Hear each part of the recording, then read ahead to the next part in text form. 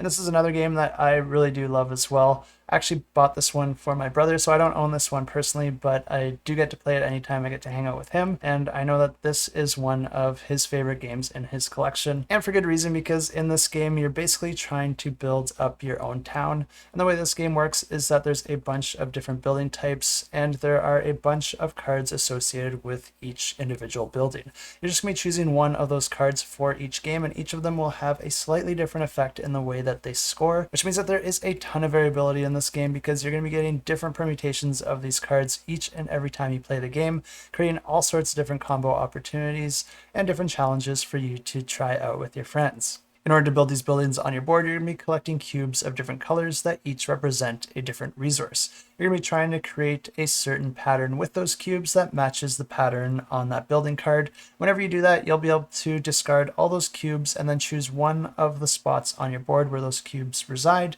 in order to place that building. Which means that you're going to be occupying a lot of space on your board in order to build a building, but then once you build the building, you're going to be freeing up a bunch of space. So strategically trying to decide which buildings to build in which order is really, really important. And the turns in this game are very straightforward. Players are just going to be alternating as the lead player, and whoever is the lead player gets to choose one of the colored resources, and then all players have to pick up that resource and place it somewhere on their board, even if they don't really want to.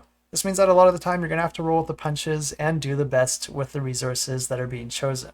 But the new Architects expansion is going to be adding a wild resource, which is going to give you a little bit more flexibility out on your board, giving you more options when it comes to how you want to use that resource. There's also a bunch of new building cards that are going to be added into the mix, which is always something that I love to see because it just adds more variability and more options to the game. And it's also going to be adding a sticker pack, so if you're interested in upgrading your building meeples with a little bit more of a facade, this is a great option for that.